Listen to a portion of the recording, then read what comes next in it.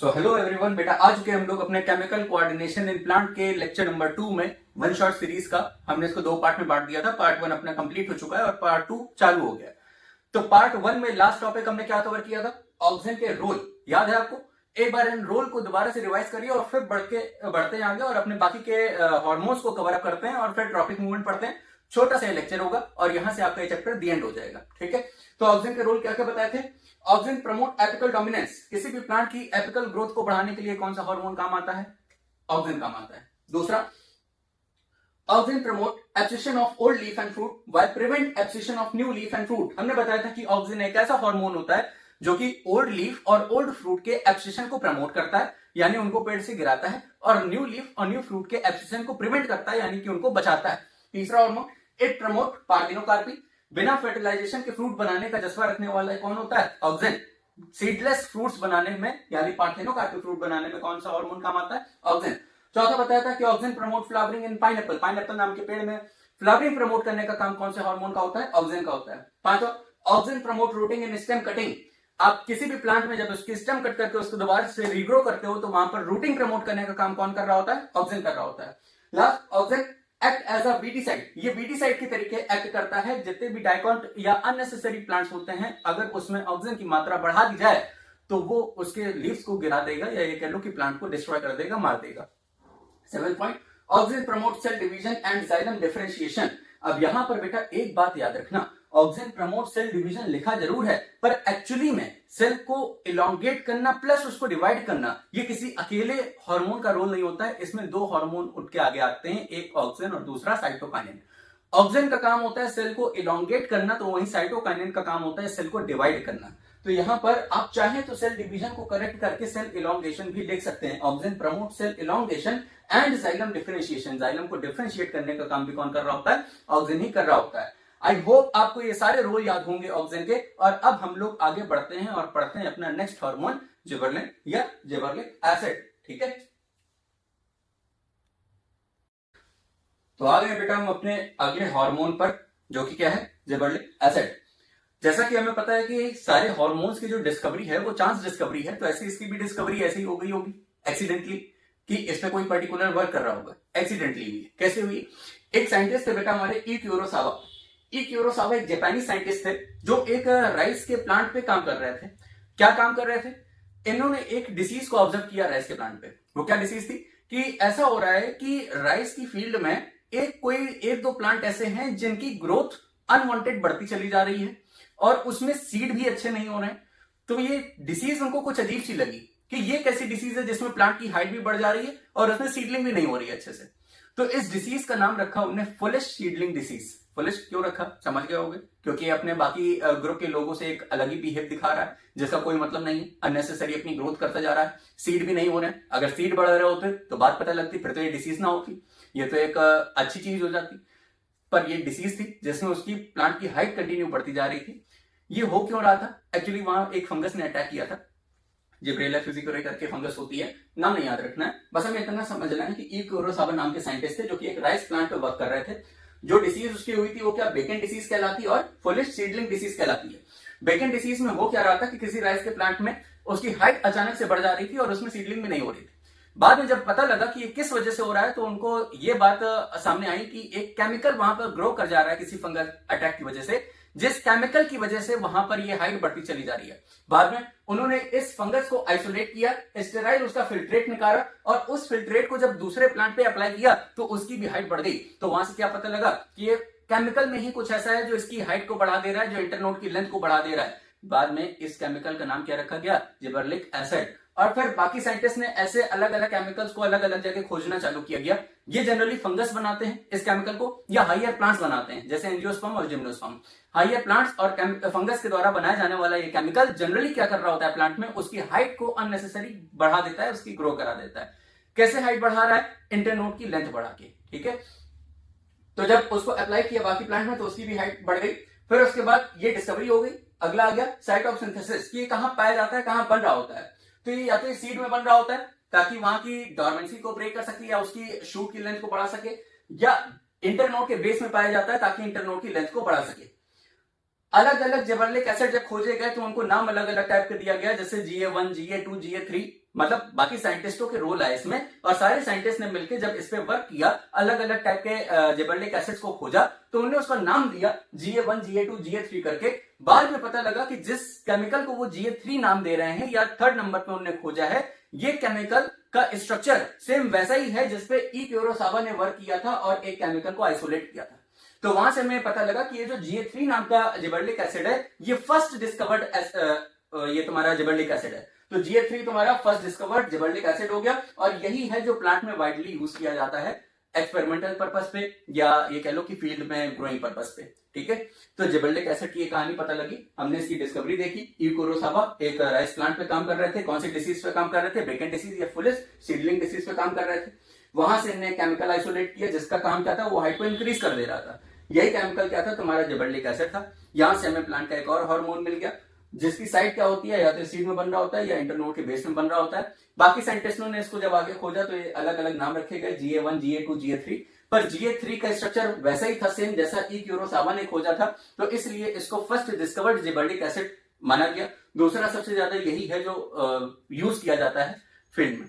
ठीक है, तो इसको नोट कर लीजिए, फिर हम जिबरेलिक एसिड के रोल पढ़ते हैं कि रोल क्या क्या होते हैं। तो अब बेटा रोल देखते हैं कि जिबरेलिक एसिड के क्या क्या रोल होते हैं। पहला role, it increase the axis of grapes, if axis length increases grape size also increases. समझना बेटा, जिबरेलिक एसिड एक ऐसा हार्मोन होता है जो ग्रेप्स में उसकी जो एक्सेस होती है उसकी लेंथ बढ़ा देता है। अब हम सबको पता है कि ग्रेप्स की जो एक्सेस होती है उसी में ही ग्रेप्स लगे होते हैं। अगर एक्सेस की लेंथ बढ़ेगी तो क्या ग्रेप्स का नंबर और उनका साइज बढ़ेगा? बिल्कुल बढ़ेगा। तो प्रॉफिट है कि नहीं है? तो जिबरेलिक एसिड क्या करता है, इंक्रीज कर देता है ग्रेप्स में उसकी एक्सेस की लेंथ को। अगला, it increase the length of internode in sugarcane. हमने पहले बताया कि जिबरेलिक एसिड का काम क्या होता है, इंटरनोड की लेंथ को बढ़ा देना, और अगर इंटरनोड की लेंथ बढ़ गई तो क्या जो शुगर केन होगा उसकी ओवरऑल लेंथ इंक्रीज हो जाएगी, और जिसकी लेंथ इंक्रीज होगी, जिसमें जितना ज्यादा उसकी लेंथ होगी उतना ही ज्यादा उसमें जूस होगा, और जितना जूस उतना ही ज्यादा शुगर केन का मतलब प्रॉफिट। तो अगला रोल ये हो गया तीसरा, दे help to delay senescence. Senescence को रोकने का काम भी कौन कर रहा होता है, जिबरेलिन कर रहा होता है। देखो, जब हम ऑक्सिन, जिबरेलिन और साइटोकाइनिन ये तीन हार्मोन पढ़ेंगे तो कई सारे इनके रोल ऐसे होंगे जो क्लैश कर रहे होंगे, जो एक दूसरे से मिलते जुलते होंगे, क्योंकि है तो ये तीनों आखिरकार प्रमोटरी, पीजीपी पे ही आ रहा है, प्लांट ग्रोथ प्रमोटर में ही आ रहे हैं, तो तीनों ही ग्रोथ को प्रमोट कर रहे हैं, बस तीनों का थोड़ा सा तरीका अलग अलग है। एक है जो सेल में इलोंगेशन करा रहा है, एक है जो इंटरनोड की लेंथ को बढ़ा दे रहा है, रेपनिंग को प्रमोट कर रहा है, सॉरी रेपनिंग को कंट्रोल कर रहा है, सेनेसिस को कंट्रोल कर रहा है। वहीं तीसरा आएगा साइटोकाइनिन, जो सेल की डिवीजन को बढ़ा के ग्रोथ को प्रमोट कर रहा होगा। तो तीनों में कुछ समानताएं दिखेंगी, कुछ डिफरेंस दिखेंगे, बस वही डिग्री ऑफ डिफरेंस पे आपको ध्यान देना है कि क्या थोड़ा सा डिफरेंस है। ठीक है, क्योंकि क्वेश्चन वहीं से ही बन सकता है, या हो सकता है कि आप रोल में कंफ्यूज हो जाओ, तो एक बार अच्छे से इनको लिख के याद कर लीजिएगा, तभी रोल याद रहेंगे। तो अगला आ गया, they help to delay senescence, यानी कि एजिंग को रोकते हैं प्लांट के अंदर। चौथा रोल आ गया, gibberellin break the seed dormancy and initiate germination. मतलब क्या है इसका,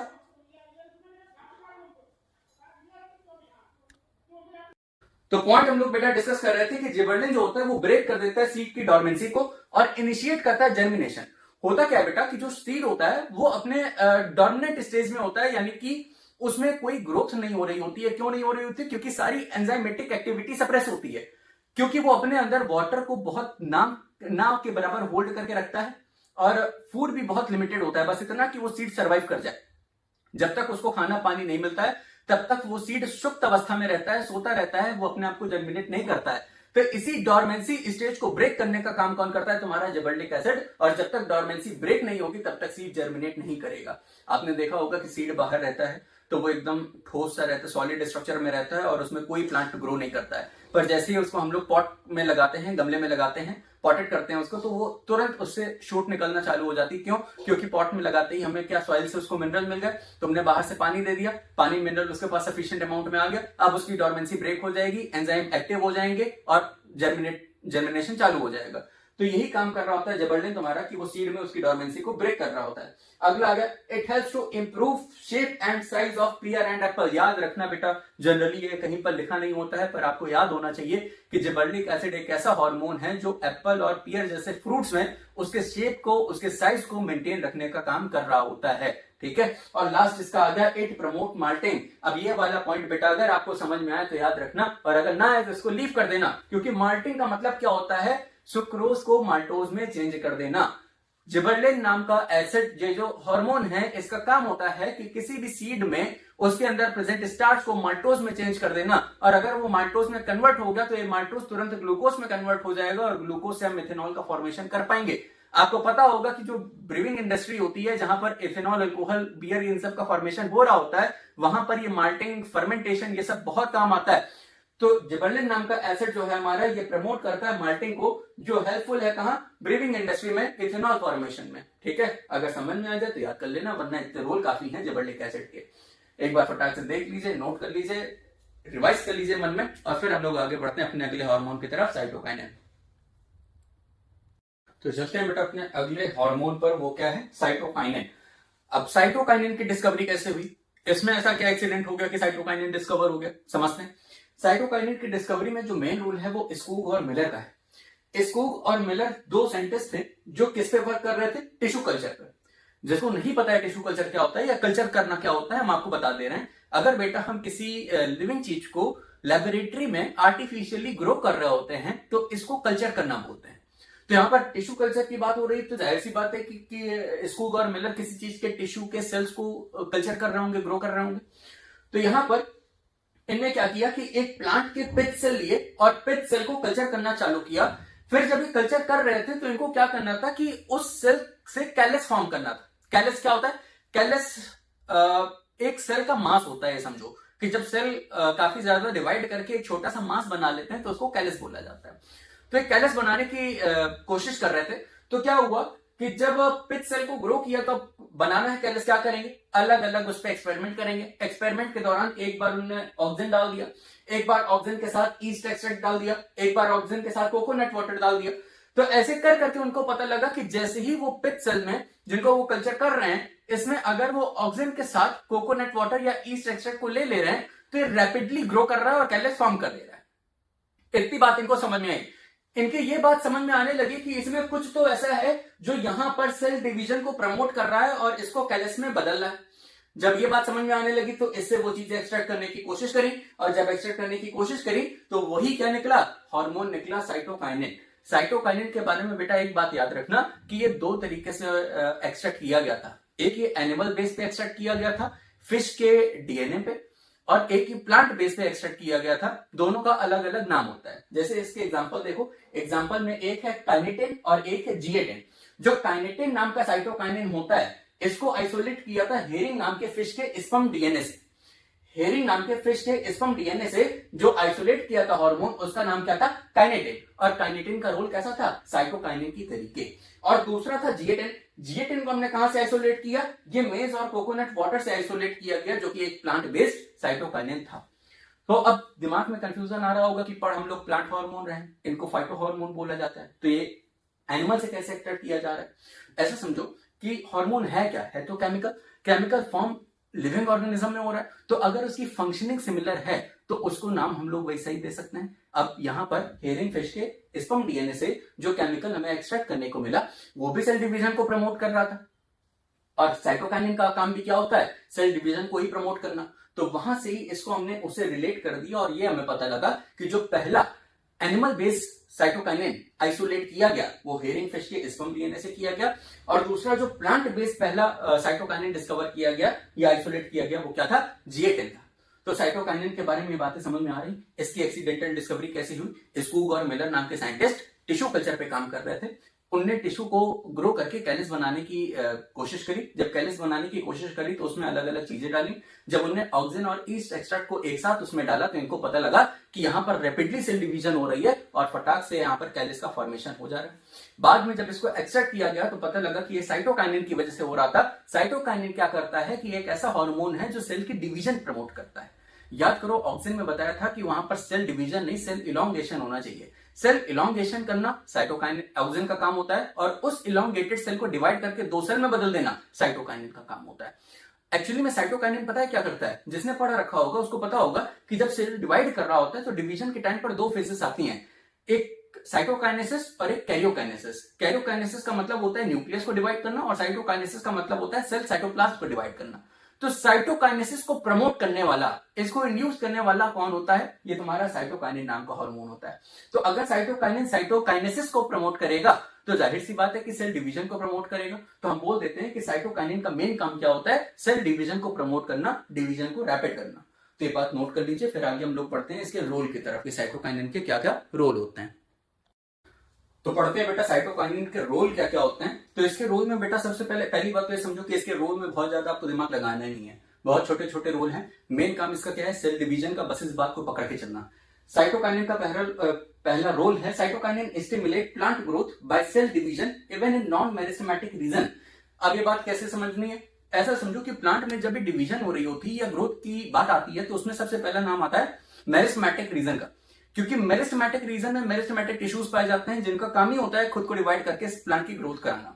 तो अगर प्लांट में कोई ऐसा रीजन है जहां पर मेरिस्टेमेटिक टिश्यू नहीं भी पाए जा रहे हैं, वहां पर भी सेल की डिवाइड करा के प्लांट को ग्रो कराने का काम कौन करता है? साइटोकाइनिन। तो cytokinin stimulate plant growth by cell division even in non meristematic region. अगला point, it promote chloroplast division. हम सबको पता है बेटा कि प्लांट हो या एनिमल हो, नहीं प्लांट की बात करते हैं अभी क्योंकि क्लोरोप्लास्ट प्लांट सेल में पाया जाता है। क्लोरोप्लास्ट और माइटोकॉन्ड्रिया यूकैरियोटिक सेल के अंदर पाए जाने वाले दो ऐसे ऑर्गेनल हैं जिनको सेमी ऑटोनॉमस ऑर्गेनल बोला जाता है। क्यों? क्योंकि इनके पास अपना डीएनए होता है और ये सेल्फ रेप्लिकेटिंग प्रॉपर्टी रखते हैं, यानी कि बिना सेल की डिवाइड किए ये अपने आप को डिवाइड कर सकते हैं।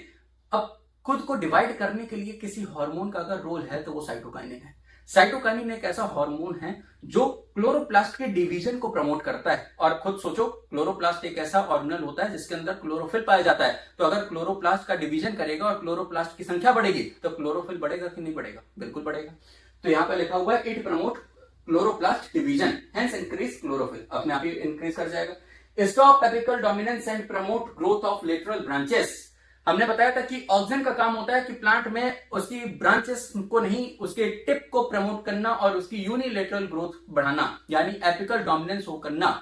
ऑक्सिन के काम को उल्टा कर देने वाला, रोक के उसकी ब्रांचेस को ग्रो कराने वाला कौन होता है? साइटोकाइनिन होता है। मैं पहले भी बताया था कि हेज मेकिंग में ऊपर से उसकी टिप काट दी जाती है। जैसे ही आप प्लांट की टिप कट करते हो तो टिप कट करते वहां से ऑक्सिन चला जाता है और कौन एक्टिव हो जाता है? साइटोकाइनिन और जिबरेलिन। जैसे ये दोनों एक्टिव होते हैं तो एक सेल का इलॉन्गेशन कराने लगता है, एक ब्रांचिंग प्रमोट करने लगता है और पेड़ आपका घना होने लगता है। तो अगर आपको घना करना है पेड़ तो उसकी टिप को रिमूव कर दीजिए, क्योंकि टिप में कौन बैठा हुआ है? ऑक्सिन। और जब तक ऑक्सिन बैठा हुआ है तब तक वो एपिकल डोमिनेंसी को प्रमोट करेगा, प्लांट को सीधा सीधा ही बढ़ाएगा, उसकी ब्रांचिंग को प्रमोट नहीं करेगा। ठीक है, तो ये ऑक्सिन के एंटागोनिस्टिक वर्क करता है।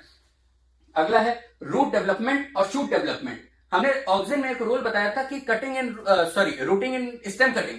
जब स्टेम को कट करो तो वहां पर रूटिंग कौन प्रमोट कर रहा था? ऑक्सिन प्रमोट कर रहा था। पर अगर किसी सीड में डोरमेंसी ब्रेक होकर वो ग्रो कर रहा हो तो उसकी शूट को डेवलप करना साइटोकाइनिन का काम होता है और उसकी रूट को डेवलप करना ऑक्सिन का काम होता है। तो वही लिखा हुआ है, root development is initiated by auxin while shoot development is initiated by cytokinin. इतने रोल अगर आपको साइटोकाइनिन के याद हो रहे हैं तो बस इतना ही इनफ है बेटा, इससे ज्यादा नहीं पढ़ना है। साइटोकाइनिन भी हमारा खत्म हो चुका है और साइटोकाइनिन के साथ हमारे प्लांट ग्रोथ प्रमोटर यानी पीजीपी कंप्लीट हो चुके हैं। अब क्या पढ़ना है? प्लांट ग्रोथ इनहिबिटर पीजीआई के बारे में पढ़ना है, जो कि कौन कौन से हैं? एथिलीन और एब्सिसिक एसिड। सबसे ज्यादा ध्यान किस पे देना है? एथिलीन पे। है बहुत छोटा सा हार्मोन पर चूंकि गैसियस है इसलिए थोड़ा उससे क्वेश्चन ज्यादा पूछ लिए जाते हैं। अच्छा, साइटोकाइनिन के बारे में एक बात आपको और बता दें कि आप जितने भी 5 प्लांट हार्मोन पढ़ रहे हो सारे ही एसिडिक नेचर के होते हैं, पर ये cytokinin is the only hormone which is basic in nature. ठीक है, साइटोकाइनिन बेसिक नेचर का होता है, बाकी के सारे प्लांट हार्मोन एसिडिक नेचर के होते हैं। नोट कर लीजिए, फिर आगे बढ़ते हैं।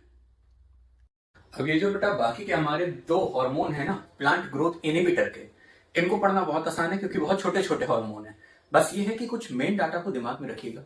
एथिलीन को देखते हैं। एथिलीन के बारे में क्या है? इसकी डिस्कवरी में बहुत ज्यादा आपको कुछ याद नहीं रखना है, बस इतना याद रखना है कि एक कशिन नाम के साइंटिस्ट थे जिन्होंने क्या ऑब्जर्व किया था कि अगर ऑरेंज में राइपनिंग हो रही है तो उससे केमिकल प्रोड्यूस हो रहा है जो बनाना में भी राइपनिंग कर देगा। इन्हें केवल इतना देखा, राइपनिंग समझते हो पक जाना, जब ऑरेंजेस पक रहे होते हैं उनमें राइपनिंग हो रही होती है तो उससे केमिकल प्रोड्यूस हो रहा था जो बनाना में भी राइपनिंग कर दे रहा था। ये बात हमारे कशिन नाम के साइंटिस्ट ने ऑब्जर्व करी। बाद में उनको पता लगा कि ये जो राइपनिंग के दौरान उसमें गैसेस प्रोड्यूस हो रही हैं, ये गैसेस में ही वो पावर है कि वो बाकी फ्रूट्स में भी राइपनिंग ला सकती हैं। इस गैस को जब एक्सट्रैक्ट किया, आइसोलेट किया, तो ये गैस एक नए हार्मोन की तरीके मिली जिसका नाम था इथिलीन। तो यहां से एक बात हमें ये पता लगी कि इथिलीन जो होता है वो गैसेस हार्मोन होता है। अब इथिलीन की साइट क्या होती है, सिंथेसिस कहां हो रहा होता है, तो site of synthesis all parts which undergoing abscission, यानी कि हर वो हिस्सा जो सड़ रहा होगा या पक रहा होगा लगभग, वहां पर ये इथिलीन का प्रोडक्शन हो रहा होगा। बेटा आपने नोटिस किया होगा कि अगर आप बाजार से बनाना खरीद के लाते हो, केले खरीद के लाते हो, तो उसमें अगर एक केला गल रहा है, सड़ रहा है, तो वो बाकी केलों को भी खराब कर देता है, या ये कह लो कि उसके कांटेक्ट में जो बनाना रखा रहता है वो भी खराब होने लगता है। क्यों? क्योंकि जब वो पक रहा होता है, रिपनिंग हो रही होती है, तो उससे कंटिन्यू ये इथिलीन नाम का गैसेस हार्मोन प्रोड्यूस हो रहा होता है, जो बाकी फ्रूट्स में भी राइपनिंग कर देता है, अपनी बाकी बचे हुए फलों में भी ये गलन और सड़न पैदा कर देता है। इसके एग्जाम्पल में देख लेते हैं। एग्जाम्पल में एक तो इथिलीन आ गया जो हमारा गैसेस हार्मोन है, पर खुद बताओ अगर कोई हार्मोन गैसेस है अपने ऑर्डिनरी टेम्परेचर पर, तो क्या उसको यूज करना आसान होगा? हम इथिलीन का कहीं फील्ड में यूज कर पाएंगे? नहीं कर पाएंगे। तो इथिलीन का यूज कैसे किया जाए? इसी की एक एक्वस फॉर्म होती है जिसको बोलते हैं ethephon. Ethephon is a aqueous form of ethylene. अब इथेफोन क्या है? Aqueous form of ethylene. काम क्या होता है? प्रमोट फीमेल फ्लावरिंग इन कुकुम्बर। ये बात याद रखना कि कुकुम्बर के प्लांट में फीमेल फ्लावर को प्रमोट करने वाला कौन होता है? इथेफोन। उससे होगा क्या? जितना ज्यादा फीमेल फ्लावर होंगे उतने ही ज्यादा कुकुम्बर के प्लांट्स होंगे। समझ रहे हो? Promote ripening by thinning fruit walls. कुछ फ्रूट की वॉल्स को थिन कर देता है राइपनिंग के दौरान, यही इथेफोन नाम का हार्मोन। रोल देख लेते हैं। मेन रोल इसके क्या क्या है इथिलीन के? पहला, promote ripening by changing colour of fruit, turns acid into sugar, dissolve middle lamella. एक बात तो हमें समझ में आ गई कि इथिलीन नाम का ये जो गैसेस हार्मोन है, इसका मुख्य काम क्या है? फ्रूट में राइपनिंग को प्रमोट करना, फ्रूट को गलाना। जब ये फ्रूट को गला रहा होता है, पका रहा होता है, तो उसमें क्या क्या चीजें हमें देखने को मिलती हैं। एक छोटा सा एग्जांपल लेके चलते हैं। मैंगो। मैंगो में तुमने देखा है कि शुरुआत में क्या होता है? अमिया होता है। अमिया डार्क ग्रीन कलर की होती है ना? डार्क ग्रीन कलर की होती है, बहुत हार्ड सा स्ट्रक्चर होता है, और अगर उसको खाओ तो कितना खट्टा होता है, इसीलिए तो उसका अचार बनता है। लेकिन जैसे जैसे उसमें रेपनिंग होती है, उसमें पक रहा होता है, वो आम में बदल रहा होता है, तो अमिया जब आम में बदलती तो पहला चेंज उसका कलर डार्क ग्रीन से वो येलो कलर का हो जाता है। दूसरा चेंज, उसके अंदर का वो जो एसिड था, जो खट्टापन पैदा कर रहा था, ये शुगर में चेंज हो जाता है, इसीलिए वो मीठा हो जाता है। तीसरी चीज, उसकी जो मिडिल लेमेला होती है, फ्रूट की जो मिडिल लेमेला होती है, ये डिसॉल्व हो जाती है, और या ये कह लो लूज हो जाती है, और क्या बोलेंगे, फ्रूट को पकाने में मदद करती है। या ऐसा कह लो कि जो पका हुआ फ्रूट होता है उसकी मिडिल लेमेला डिसॉल्व होती है, इसीलिए वो सॉफ्ट होता है, और अमिया हार्ड होती है क्योंकि मिडिल लेमेला हार्ड होती है। तो ये चेंजेस हमें देखने को मिलेंगे। कलर ऑफ फ्रूट चेंज हो जाएगा, टर्न्स एसिड इनटू शुगर, और dissolve middle lamella. Middle lamella dissolve हो जाएगी। किसकी वजह से? इथिलीन की वजह से, क्योंकि ये क्या कर रहा है? रेपनिंग प्रमोट कर रहा है।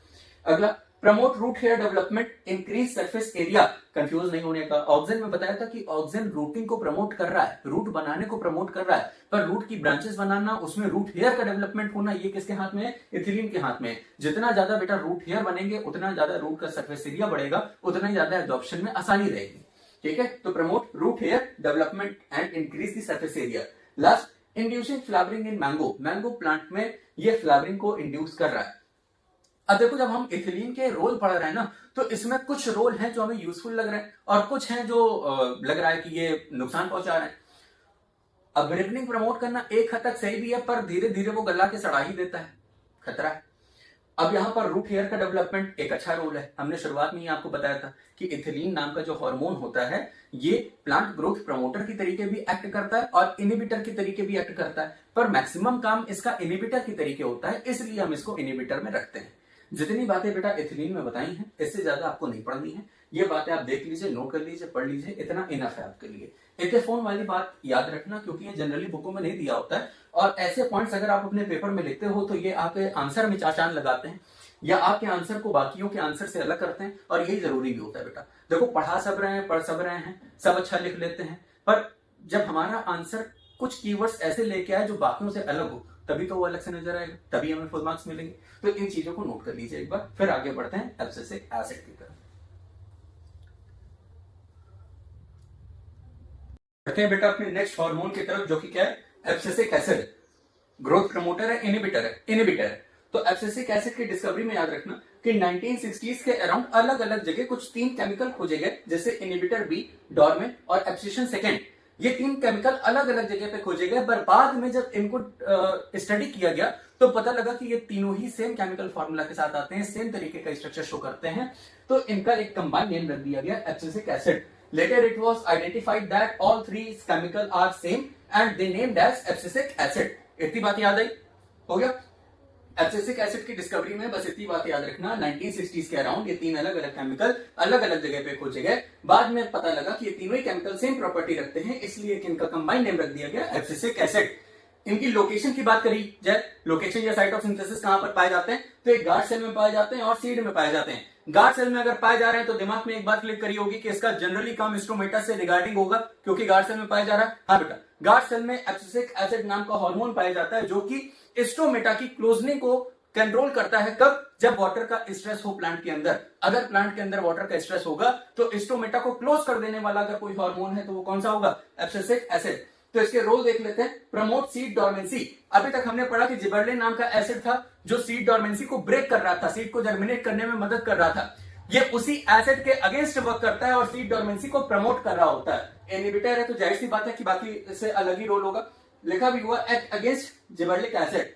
अगला है closing of stomata during water stress. जब प्लांट के अंदर वाटर स्ट्रेस हो तो स्ट्रोमेटा को क्लोज कर देने का काम कौन कर रहा होता है? Abscisic acid. तीसरा, act as a plant growth inhibitor. ये प्लांट ग्रोथ इनहिबिटर की तरीके एक्ट करता है, हमने पहले ही पढ़ रखा है। और कैसे? प्लांट की मेटाबॉलिज्म को स्लो करके। बेटा हमें पता है कि हमारे बॉडी में मेटाबॉलिज्म चल रहा होता है। क्या होता है मेटाबॉलिज्म? नहीं पता। दुनिया भर की केमिकल रिएक्शन बॉडी के अंदर चल रही हैं और हर वो केमिकल रिएक्शन जिसमें एंजाइम का पार्टिसिपेशन हो जाए, ऐसी रिएक्शंस को मेटाबॉलिक रिएक्शन बोला जाता है। इस मेटाबॉलिक रिएक्शन में अगर चीजें जुड़ रही हैं तो वो एनाबॉलिक रिएक्शन कहलाती है और चीजें टूट रही हैं तो वो कैटाबॉलिक रिएक्शन कहलाती है। And sum total of all the anabolic and catabolic reaction is together makes metabolism. यानी कि आपकी बॉडी में जो सारी चीजों को मैनेज कर रहा है ये मेटाबॉलिज्म है। अगर मेटाबॉलिज्म स्लो हो जाएगा तो बॉडी की ग्रोथ भी स्लो हो जाएगी। यही चीज प्लांट के अंदर होता है। मेटाबॉलिज्म को स्लो करने का काम एब्सिसिक एसिड कर रहा होता है, जिसकी वजह से उसकी ग्रोथ पे फर्क पड़ता है। That's why this is called inhibitor. यहां से आपके बेटा सारे पांचों हार्मोन फिनिश हो चुके हैं। अब अगला टॉपिक जो हमें पढ़ना है वो क्या है? ट्रॉपिक मूवमेंट पढ़ना है। तो इतना आप नोट कर लीजिए, फिर हम आगे बढ़ते हैं और समझते हैं कि ट्रॉपिक मूवमेंट क्या होता है। तो चलिए बढ़ते हैं बेटा अपने लास्ट टॉपिक की तरफ, जो कि क्या है? Tropic movement.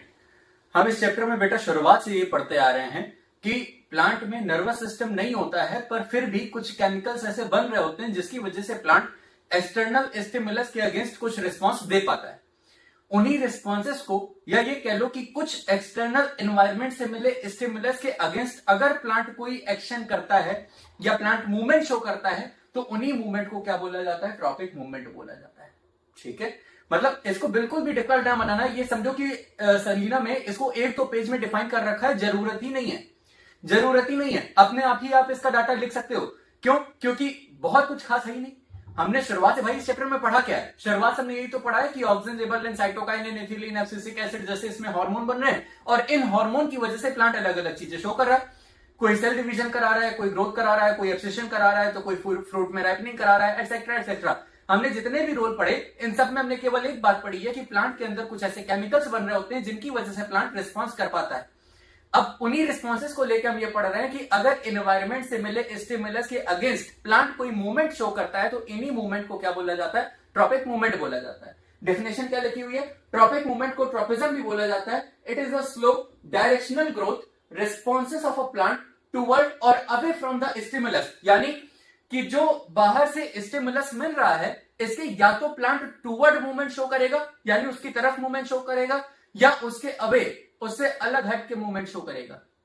बात समझे? हमने क्या समझाया कि प्लांट एक्सटर्नल स्टिमुलस के अगेंस्ट रिस्पॉन्स करता है। इस रिस्पॉन्स में अगर वो मूवमेंट शो करता है तो इसी मूवमेंट को ट्रॉपिक मूवमेंट या ट्रॉपिज्म बोला जाता है। ये जो मूवमेंट वो शो कर रहा है ये टुवर्ड द स्टिमुलस भी हो सकती है और अवे फ्रॉम द स्टिमुलस भी हो सकती है। अगर किसी स्टिमुलस के टुवर्ड द मूवमेंट शो कर रहा है प्लांट तो इसको पॉजिटिव ट्रॉपिज्म बोला जाता है। क्या बताया कि अगर किसी स्टिमुलस के मिलने पर उसके तरफ, वही अगर बेटा movement away from the tropism या away from the stimulus show हो रही है तो उसको नेगेटिव ट्रॉपिज्म बोला जाता है। इतनी बात समझ में आई? यहां पर दो बातें लिखी हुई हैं कि if movement is toward the stimulus then it is considered as positive tropism and if movement is away from stimulus then it is considered as negative tropism. यानी ट्रॉपिज्म क्या होता है? स्टिमुलस के अगेंस्ट प्लांट का response या plant का movement. ये movement away from the stimulus भी हो सकता है, टुवर्ड फ्रॉम द स्टिमुलस भी हो सकता है। अगर टुवर्ड है पॉजिटिव ट्रॉपिज्म, अवे है नेगेटिव ट्रॉपिज्म। इतनी बात समझ में आई? अभी ट्रॉपिक मूवमेंट कितने तरीके के हो सकते हैं? वो कौन कौन से स्टिमुलस हैं जिसके अगेंस्ट में प्लांट रिस्पॉन्स करता है या मूवमेंट शो करता है? तो ये ट्रॉपिज्म, ये टाइप ऑफ ट्रॉपिज्म कितने तरीके के होते हैं? Phototropism, geotropism, thigmotropism, hydrotropism, chemotropism और हेलियोट्रोपिज्म। ये 6 तरीके के ट्रॉपिक मूवमेंट्स आपको पढ़ने हैं, ठीक है। इन 6 तरीके के ट्रॉपिक मूवमेंट में सबसे पहला क्या आएगा? फोटोट्रोपिज्म। शुरुआत वाली बातें याद रख के चलना कि अगर अब जैसे फोटोट्रोपिज्म है तो फोटोट्रोपिज्म, फोटो का मतलब होता है लाइट, यहां पर स्टिमुलस क्या होगा? लाइट।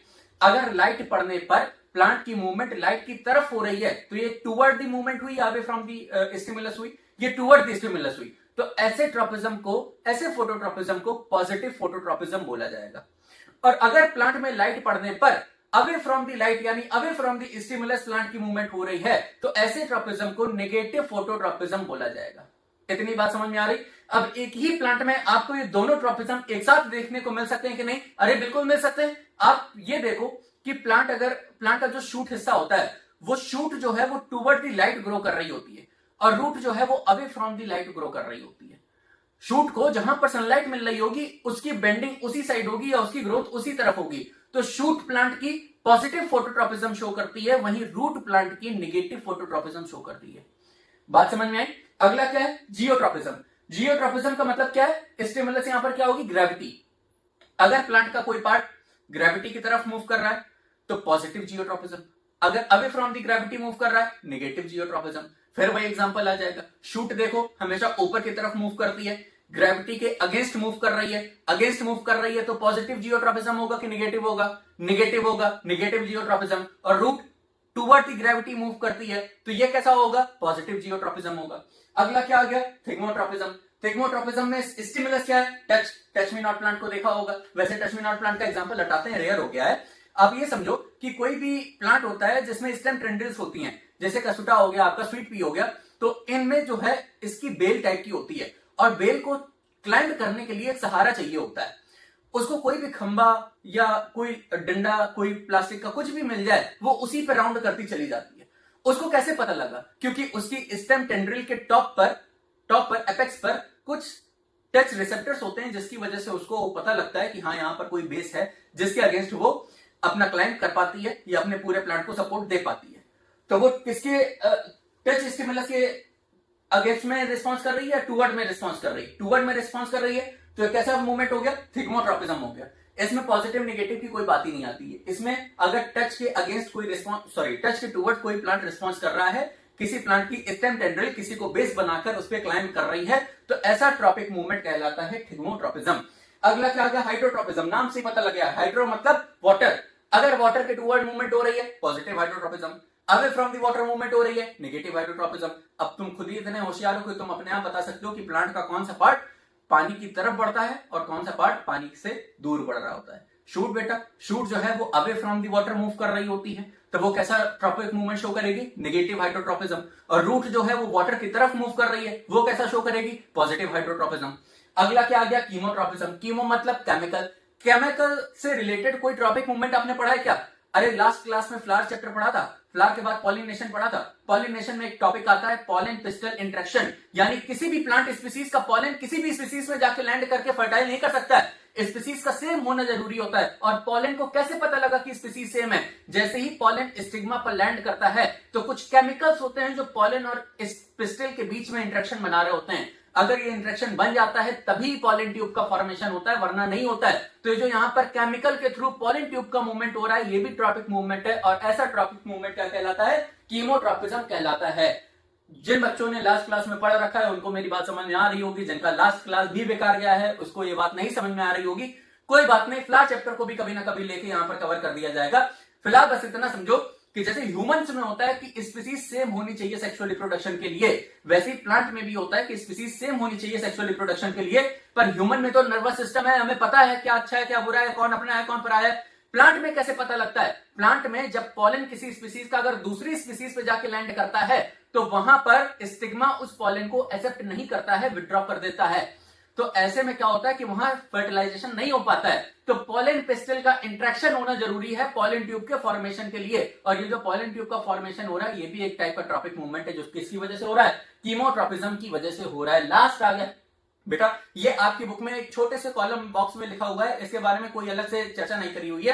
हेलियोट्रोपिज्म एग्जाम्पल में बता दिया गया सनफ्लावर। बेटा हेलियोट्रोपिज्म का मतलब क्या होता है? सनफ्लावर को तुमने देखा, उसका जो फ्लावर होता है वो हमेशा सन के साइड मूव कर रहा होता है। या ये कह लो कि सनलाइट की तरफ मूव कर रहा होता है। तो जो सनलाइट की तरफ मूवमेंट शो कर रहा है वो प्लांट, ऐसे ट्रॉपिक मूवमेंट को क्या बोला जाता है? हेलियोट्रॉपिज्म बोला जाता है। अब तुम ही बताओ कि इस पूरे को हमें बहुत ज्यादा एलाबरेट करके समझाने की जरूरत थी क्या? अब सेलिना की बुक में जो लिखा होगा या किसी भी बुक को तुम फॉलो करते होगे उसमें जो थ्योरी लिखी होगी, एक बार पढ़ के खत्म कर देना, सारी बातें समझ में आ रही होंगी। ट्रॉपिक मूवमेंट क्या होता है?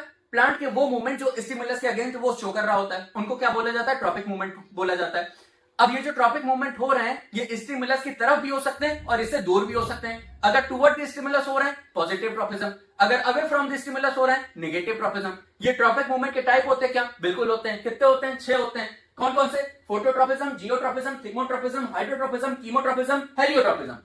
फोटोट्रॉपिज्म की बात करी जाए तो यहां पर स्टिमुलस क्या होगा? लाइट होगी। लाइट की तरफ मूव कर रहा है पॉजिटिव फोटोट्रॉपिज्म, अगेंस्ट मूव कर रहा है नेगेटिव फोटोट्रॉपिज्म। जियोट्रॉपिज्म क्या होता है? ग्रेविटी की तरफ मूव करना। रूट जो है टुवर्ड द ग्रेविटी मूव कर रही है, पॉजिटिव जियोट्रॉपिज्म शो कर रही है। शूट जो है away from the gravity move कर रही है, नेगेटिव जियोट्रॉपिज्म शो कर रही है। अगला आ गया थिग्मोट्रॉपिज्म, टच से रिसेप्टिव आ गया। अब यहां पर केवल स्टेम टेंड्रिल का एग्जांपल याद रखना कि उसके एपेक्स पे कुछ ऐसे रिसेप्टर होते हैं जो टच को सेंस कर पाते हैं और उनको जहां पर बेस मिल रहा होता है वो वहां उसी के अराउंड बढ़ते चले जाते हैं या अपने प्लांट को सपोर्ट देते चले जाते हैं। तो उनका उस मूवमेंट को क्या बोला जाता है? थिग्मोट्रॉपिज्म, क्योंकि वो टच सेंसिटिव है। अगला आ गया तुम्हारा हाइड्रोट्रॉपिज्म, जिसमें पानी को लेके यहाँ सेंसिटिविटी दिखाई गई है या पानी को स्टिमुलस बताया गया है। रूट जो है वो टुवर्ड दी वाटर मूव कर रही होती है तो वो पॉजिटिव हाइड्रोट्रॉपिज्म शो कर रही होती है। Shoot part away from the water move कर रहा होता है तो वो नेगेटिव हाइड्रोट्रॉपिज्म शो कर रहा होता है।